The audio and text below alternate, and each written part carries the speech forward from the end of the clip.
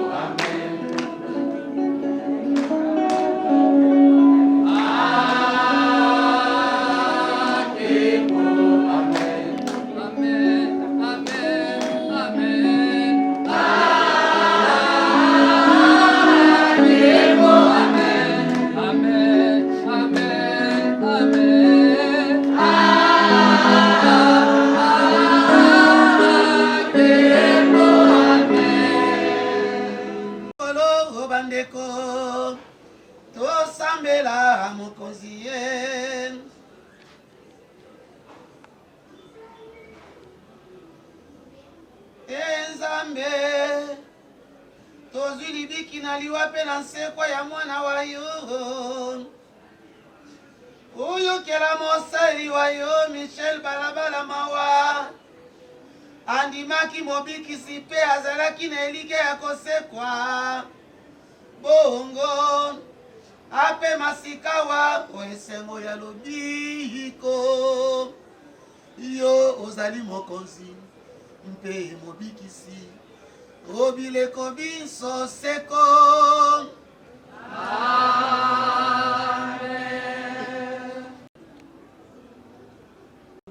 Yaka okotana ke, yaka okotana ke, yaka basi ya yo esi, yaka basi ya yo esi, nazalaki na pasi tango nayokaki nzala oyaki kosalisanga maso osalaki na bato base osalaki na ngai mo yaka kasi ya yo esili yaka o mosali ngai molamu yaka okota na nkembo mosali wa ngai molamu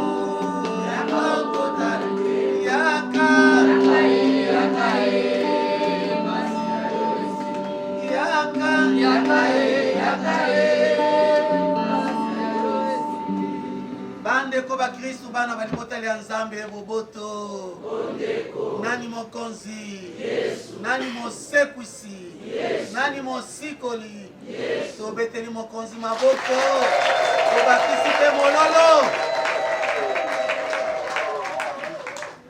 ndeko wa biso Michel Balabala aza moto oyo amilengeli malamu mpona bakutani bwa ye na mokonzi. Amen. Papa Michel ntango abeli awa bandi ya mbote atia badossier na ye na ambassade abengaki ngai toya kosambela mpe nabelisa ndako na ye nayebisi ye na bayebisaki nga deja moto abelisaki ndako na yo ça fait des années alobi il faut prier sans cesse tosambelaki na ye na nsima nabelisi ndako mobimba ezalaki mbala na ngai liboso bana kota na ndako bongo lobi nango akotia dossier na ye na ambassade mpe ntango bapesi ye visa abengi ngai natia na losambo po te mansoma eleka malamu salaki losambo ntango mpe avoyage akomi kuna ayebisi ngai akomi. On a passé un petit moment d'intimité spirituelle avec elle, avec lui, avec Maman Dorothée. Et quand ayebisi nga mpe Maman Dorothée asengela zonga akoya lisusu azonga nanu, on était en contact. Pas seulement ça, mais alengeli même ezali facilité muyo mutu bayebisa yo oza mikolo kotanga etikali autant de jours amoke nzamba décide autrement, mais il était lucide a préparé même makambo etali bobsèque na ye malamu tala tina toponi na litangi ya yambo balobi ezaleli ya bakristo otango lilaka. Comment nous devons nous comporter pendant le temps de deuil? Mon enfant verse des larmes pour un mort et entonne la lamentation qui exprime la douleur, ta douleur. Puis enterre son corps comme il y a droit. Ne néglige rien pour sa sépulture. Que la tristesse se termine avec les funérailles. Tu ne peux pas vivre toujours affligé. Et c'est ça le 40e jour.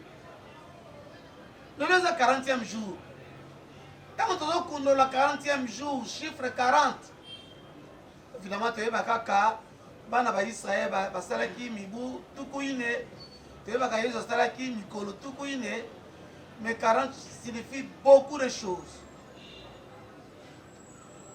Moïse règne pendant 40 ans.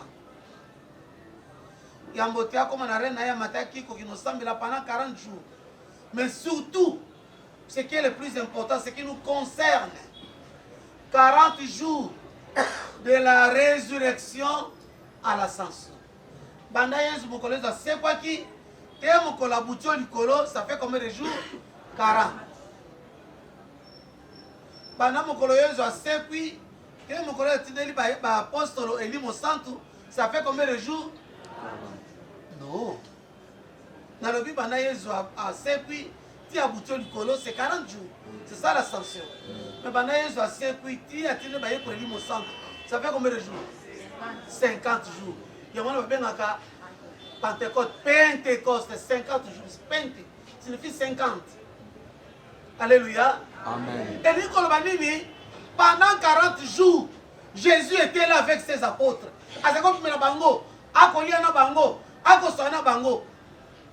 Mais après 40 jours, Jésus n'a pas de est-ce qu'on se comprend?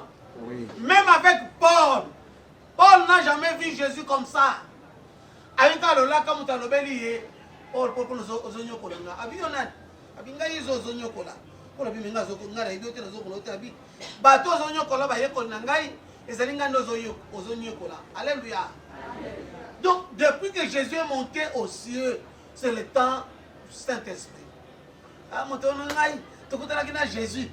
Oh, c'est le Saint-Esprit qui agit. Donc quand Jésus est ressuscité, aïe, abimeli baye kolbaye. Atomeli bango boboto. Abimeli Marie Madeleine. Abimeli Pierre no baninga bakene koloba mbisi. Alibomela ngambisi. Mais banda mokolo ya ascension, mbuta izo likolo, yezo tiré comme basula kutana batu boyete. Lisez partout, vous ne verrez pas ça. Mais, elle a signé. Baye ko bako talo likolo bite. Ya moto yamba kamukolo wana ya mukola ya mbuta izo likolo. Bo binze moto yamba ka. Yesu Kristu lelo azongi omboka nzambe tata atikeli biso mosala. Voilà pourquoi dans notre tradition, que ce soit africaine, que ce soit surtout orientale, ceux qui montent à oui, bato bako benga pile. Hein? Beto kwa kuna kwili beto binaka mutkela tampili. Il est là ya ndombe. Kana 40 jours même mana ala tabile ya bilena ndi normal. Bossa la fête na babona beto na fête. Fête ya nene. Et nous comme moto dans azaki wana 40 jours na matanga. Mais après 40 jours soit asengeli ko bandela mosana ye avant na malamu. Boboto. Comme ça tuni maman na ngai. Tant papa na kufi. Bazu mana ba mena mboka kuna. 40 jours. Ba pexi ali afufute. Ali akaka loso na makemba. Fufute kwa ngate. Kadi ah. Na mboka na biso koto yo loso eza cher.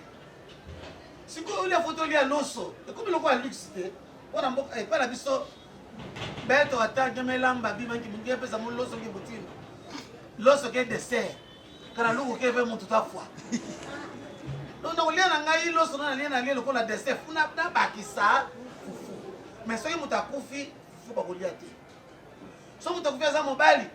Nyama mobali abomi okolia te. Mbizi mobala ko pesho olia te. So pe moi ça ko ndenge moko. Là tant pis.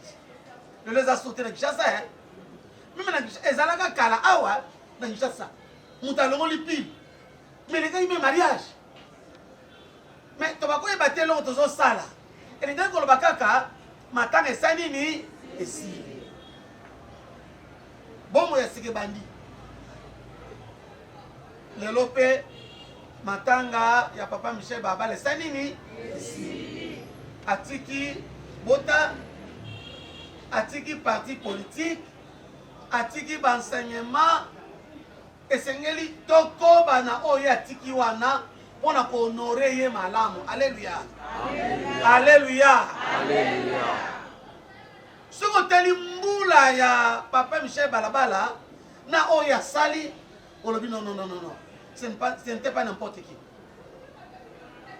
Oteli mbula sali. Michel Balabala a continué à couvrir. Il y a un sengi à longo. Balongo liete. Michel Balabala a yéna makamota libala. Michel Balabala a quel enseignement comme professeur. A côté de sa unité, même dans bel campus. À côté de sa kuna. Vous ne parlez que de deux là, mais à côté de sa place mingi. À ce qui va noter, Michel Balabala a été gouverneur. Il est représentant chef d'État dans la province de Kouilou. Michel Balabala a un parti politique. Donc, au tali, tout ce que Michel Balabala a fait, on s'est dit, aux âmes bien nées, la valeur n'attend pas. Et moi, on a dit ça, et j'ai dit aux enfants, à certains, je dirais aussi à d'autres, la meilleure façon d'honorer Papa Michel Balabala, Koko Makalo Kola Yete, mais qu'il n'a pas de Michel Balabala Boti, et ça n'a montré mi balé, basanini, balé qui est. Amen. Amen. Lui était docteur, il faut qu'il ait parmi les enfants de Michel Balabala, qu'il ait même des tridoc. Mon tour a 2 doctorats, 3 doctorats. Et c'était ça, son souci. C'était ça son souci. Il voulait que ses enfants, Bazala, Abi, comme on a un combo, il n'y a pas un peu battu. Il ne faut pas réfléchir. Il faut pas nani, balabala. Asa quand même moi, la mogazalité, moi, la moyen. Voilà pourquoi Jésus nous dit, je vais vous préparer une place. Je reviendrai pour vous prendre. Pour que là où je suis, vous serez aussi. Et vous savez, aujourd'hui, pour prendre la maison de quelqu'un, il faut une garantie. Les Congolais, c'est des Congolais, à Olomona Nogamoto, à Picolina, à prise. Non, il y a une garantie. Au foot, il y a une garantie. Avant de faire ça, il y a une garantie. Il y a contrôler c'est ça la garantie. Mais la garantie dont nous parle le Seigneur, ce n'est pas l'argent, car l'or et l'argent lui appartiennent. Dont nous parle le Christ, Matthieu chapitre 25. Nazalaki n'a pas si, ou yaki ko sel sandai. Nazalaki bolumbu, ou pisenge lamba ko lata. Nazalaki na posa mai, ou pisenge mai ko mela. Un verre d'eau seulement. Et ko ko tcholola. Nazalaki na nzalo kabela ki bloka ko lia. Nazalaki mopaya oyambaki ngai. Balabala est comme Don Bosco, quelqu'un qui s'est donné corps et âme pour la jeunesse. Combien de gens il va former, Michel a formé Bango. J'ai eu des témoignages ce jour-là à la cathédrale. Mon collègue n'a pas fait ça, n'a pas témoignage. Comme kuna na séance académique wazingo ngamingi, et on a fait travail il a fait ça. Il a préparé sa mort. Michel Babala a fait un messe, pas ma pambaté, oh, aïe, ou bien sanda, n'est pas batté. Mais avant de partir, il a demandé. Pas seulement la prière, la messe, il a demandé qu'on puisse bénir toute la parcelle, toutes les chambres. Et on était toujours en contact. Il était bien préparé. Mon tour sur les nous connaissons Kotanga, car le même jour a piqué Pécris à Kiri. Mais lui a accueilli vraiment malembe. Voilà pourquoi je dis merci à ses collègues professeurs s'ils sont ici. Merci beaucoup. Je dis merci à toutes les personnes qui faisaient partie du cabinet. Il y a professeur Balabala. Je remercie son parti politique. Il avait l'ambition pour 2023. Il disait ça déjà. Mais Dieu a dit non. Va là-bas, là où il n'y aura pas d'élection. Il est, il était et il y restera toujours Dieu. Mais commence à intercéder pour ton parti politique. Commence à intercéder pour tes amis professeurs. Commence à intercéder pour ta famille, la grande famille. Commence à intercéder pour toutes les personnes qui t'ont connu. Nous avons basé un service. Nous avons malobi comme tanelaye. Chaque fois que nous avons dimanche, nous avons dit que nous avons Michel Balabala azala pambe akoko wana. Mokonzi azala bino.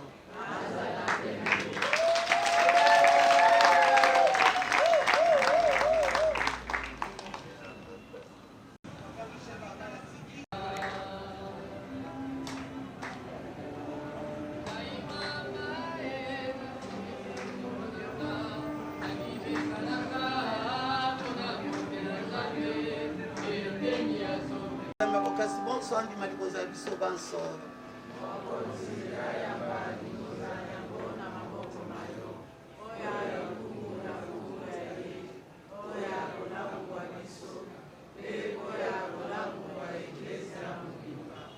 Maboko likolo bandeko, tosambela mokonzi ye. Seko biso seko.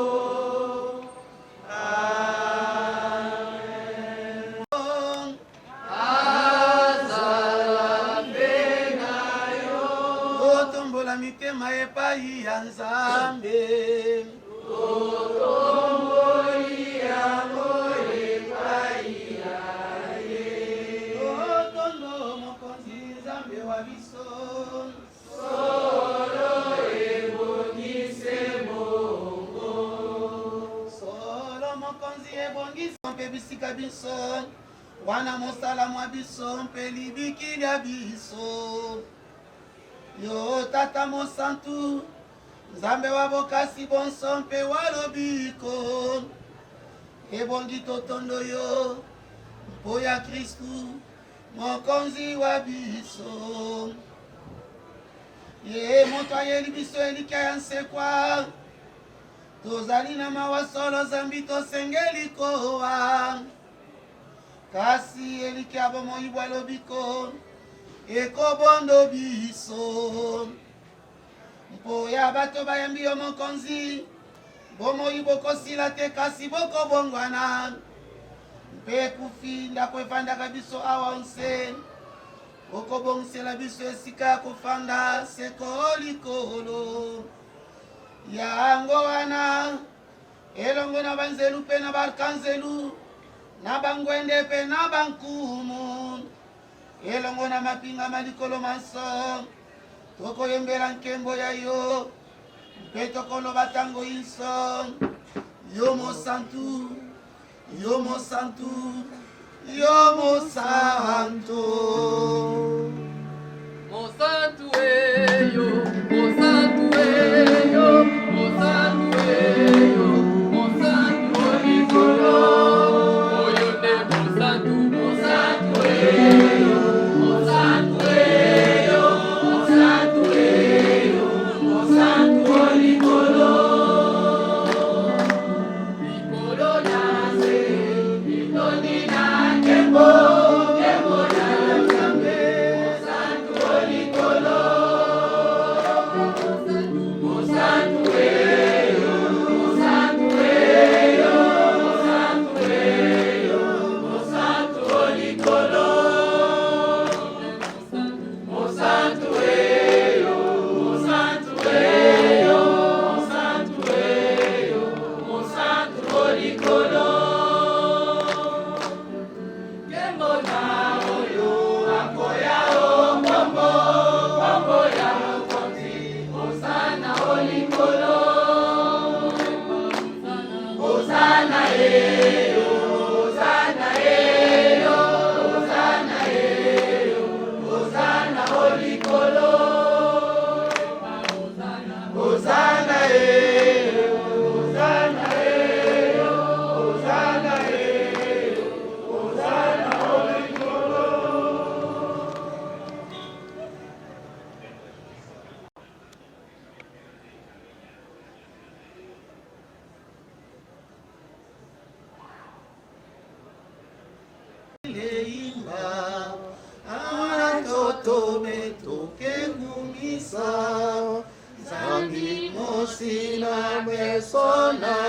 bato okemo lukomo. Amen, amen, kemo, alleluia. Amen, kemo, nangeye. Zambi tata, mene kanga, zambi mwana mekulu sabeto. Bebe santu zambi ke santisa. Okemo lukumu. Amen, amen, kemo, alleluia. Amen, kemo, nangeye.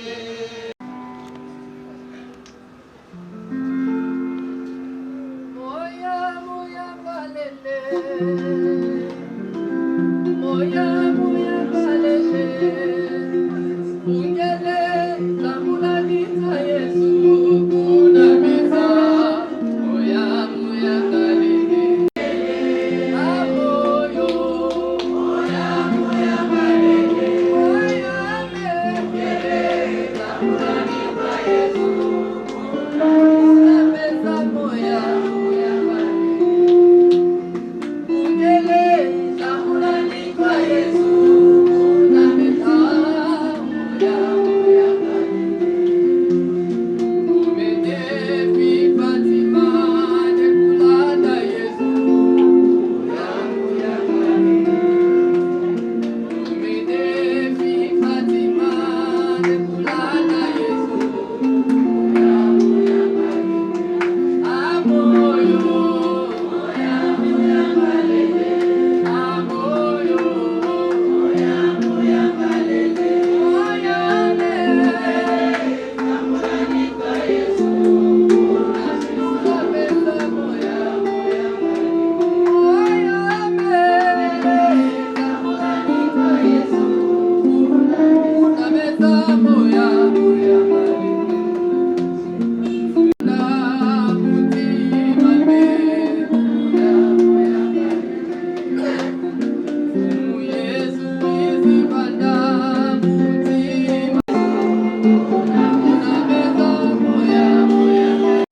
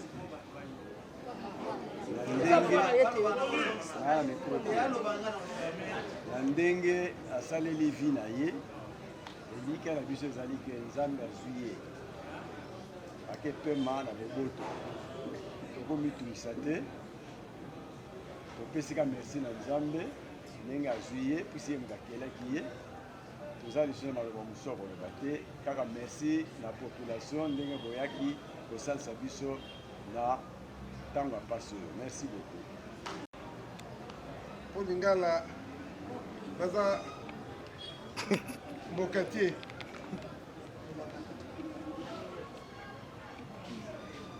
Vous savez, le jour où nous étions au musée, les choses se sont passées vraiment très vite. Il y a des gens qui devaient parler mais qui n'ont pas pu parler. Je me rappelle encore le professeur ou bien la Luxène qui présentait le mot de la famille. C'est à peine si on l'entendait. Il y avait tellement de brouhaha qu'il y a même des gens qui sortaient déjà. J'avais souhaité prendre la parole ce jour-là, mais je n'ai pas pu. Je prends la parole aujourd'hui au nom de notre communauté, les ressortissants de Douai à Kinshasa. Au nom, si le président de la YACO est là, en son nom aussi, je pense qu'il me le permet.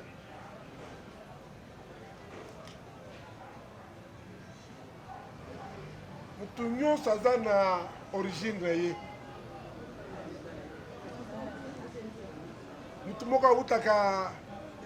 On dit en français génération spontanée azaté. Le professeur Balabala est originaire du village Douai. Ses parents sont de Douai. Il a commencé ses études à Douai. Il a fait l'honneur de notre village. Il a fait l'honneur de notre collectivité. Il a fait l'honneur de notre territoire. Il a fait l'honneur de notre province. Il a fait l'honneur de notre pays. Et nous lui en sommes très reconnaissants. Le professeur Balabala, je me rappelle encore l'année passée quand il nous parlait après la messe d'action de grâce célébrée avant d'amener sa mère au village. Il nous a dit beaucoup de choses. C'est d'ailleurs la dernière fois que moi, personnellement, je l'ai vu. Qu'il est parti de rien par rapport à ce qu'il est devenu après. Et cela grâce à la ténacité, à la pugnacité de sa maman, qu'il a élevée.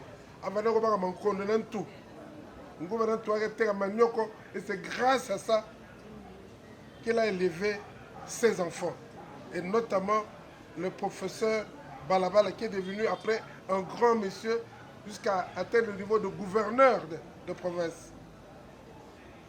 En fait, il faut retenir de cela que rien n'est impossible dans la vie.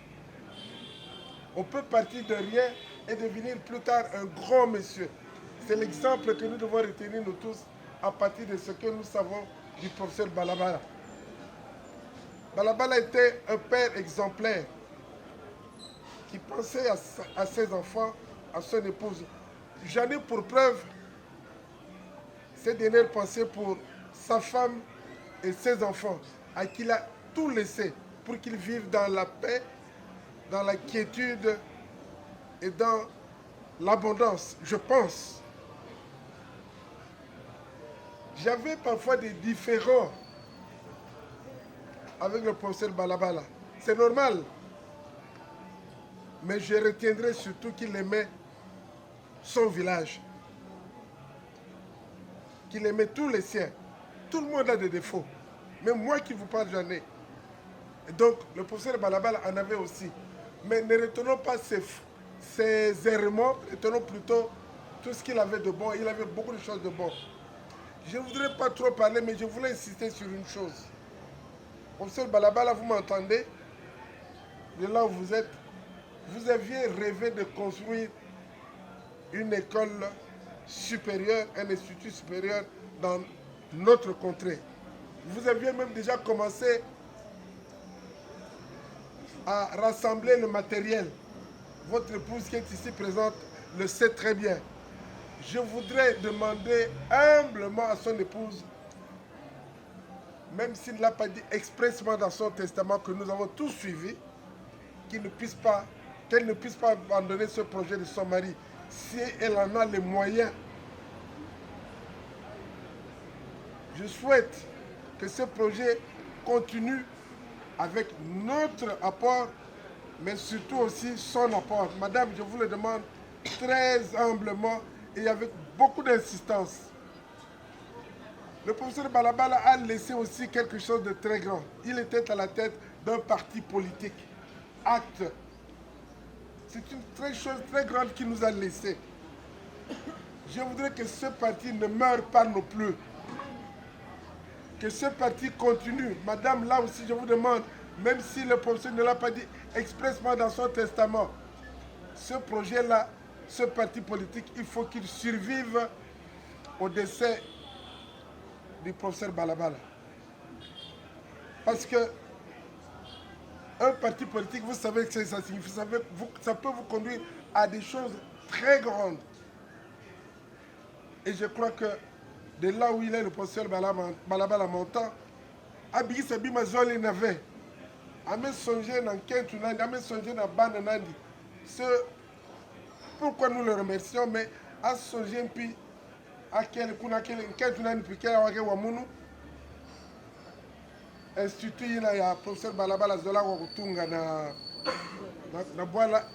Yo continuer, betunga c'est tout la maboko sam yo salanki. Yo tungama. Ya vila privé parti politique na acte vraiment pour me bikala bonde. Bene to bana ngala bana ticket. Vraiment yo vendre pili n'avait yo continuer puis bayina kele parti privé bikala bombe batu yo se même faveur bayina bikala bozwa ngolo sambu parti na yo salanki yo continuer. Mungena bibi mingi da kutuba mais mungena ntango mungena zo kwa bize tango na merci mingi.